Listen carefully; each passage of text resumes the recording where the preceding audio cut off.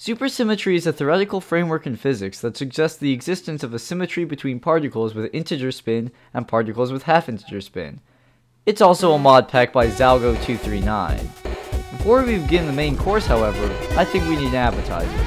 You see, Supersymmetry is a mod pack based on the rather dubious mod GregTech. The main draw of GregTech is its absurd difficulty and realism, but Supersymmetry brings it to the next level. I've tried to avoid looking at the progression, and I haven't seen any playthroughs in order to experience this behemoth of a pack as authentically as possible. Also, beds aren't available till AV.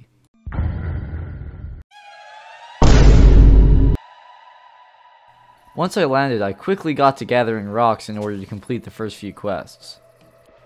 After, I began gathering gravel for flint. GregTech loves its flint in the early game, and I needed a shit ton of it in order to progress.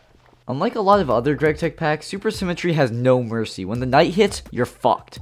So yes, while this is just footage of me still gathering gravel and flint in order to obtain the illustrious flint knife, this shelter could come in handy later on in the game when, like, you know, there's an army of zombies trying to beat my ass. To craft the miraculously brilliant flint knife, I needed to channel my inner caveman and bash some flint against the floor, yielding me valuable flint shards. But the quest for the transcendental flint knife was not yet over. I needed sticks, so I quickly extracted them using the shards on local flora. Using my various tangible goods, I meticulously crafted the knife, ushering in a new age of British combat. Now that I had added this weapon of mass destruction to my repertoire, I could begin gathering green line things in order to make the flint hatchet and pickaxe. I then retrieved an oak log from the ground using the hatchet, before making my first crafting table. I also extracted some rubber to make early game torches so I could go mining. The mission: gather as much tin and copper possible. Thankfully the Greggy gods are merciful and my base was on top of a cassiterite vine. Sadly I could only find Choco Pirate for copper, but it would have to be enough.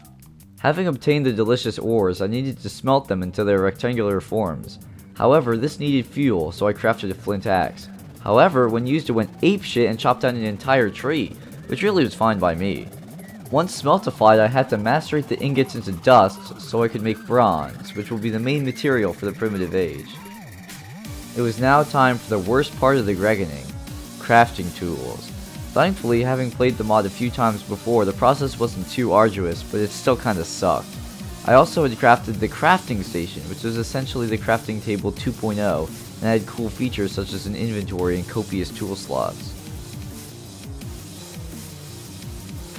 After, I continued the bronze grind and began construction of the wall of furnaces. With the recently obtained bronze, I continued making even more bronze tools, filling up my arsenal.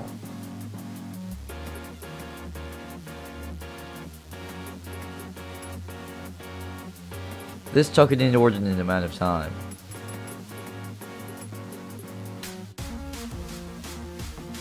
With the tools safely in my crafting station, I could finally turn to other matters, namely mining for more resources.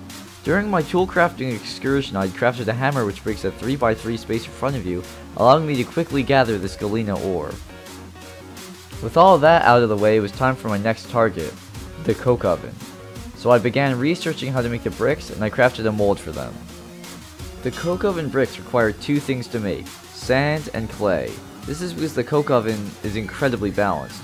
This also means that getting a good shovel would speed up the cokeifying exponentially, so I crafted a bronze spade, which worked the same as the hammer, breaking a 3x3 area in front of it. The grid extracting had finished, and now I had enough sand and clay to make the bricks, which I did.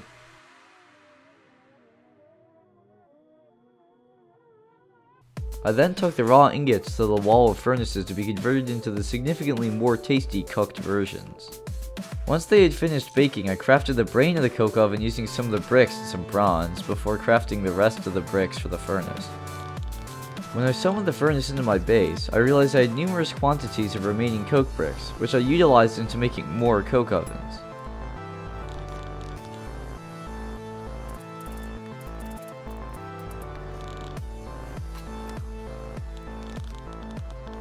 The next goal was the primitive blast furnace, the gateway to industry.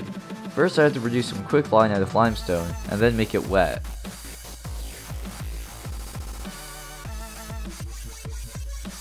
I then produced some clay dust using my maceration bowl. I And after that I made some flint dust with a new maceration bowl. I combined the flint and clay dust with the wet quicklime and the previously unmentioned sand dust to make fire clay dust, which was molded into tasty bricks for further consideration. The bricks were then smelted and combined into the glorious fire bricks, which were forced into arrangement as the primitive blast furnace, finally unlocking steel. Naturally, the process of obtaining steel was nowhere near as simple as it sounded, as it required the smelting of magnetite into pig iron, and the hammering of the pig iron into wrought iron, before it could be smelted again into steel. Thankfully, with the help of the ore prospector, magnetite was no trouble to find. I then loaded it into the PBF and waited for my scrumptious pig iron to be cooked up. And with the pig iron in hand, it was finally time to start making steel. So I hammered it up and put it back into the PBF. Well, actually I put iron into the PBF, made a minor error. Regardless, I had finally made steel. Then I went on a side tangent to get a water pump that involved a lot of iron rings and treated wood, but honestly it was kind of boring to me. And there you have it, Supersymmetry's Primitive Age. This is the first time I've made a video like this, so I'd like feedback on how I could improve, because to be honest I have no clue what I'm doing. Big shout out to I Go By Lots of Names, because he kind of inspired me with this format. Yeah.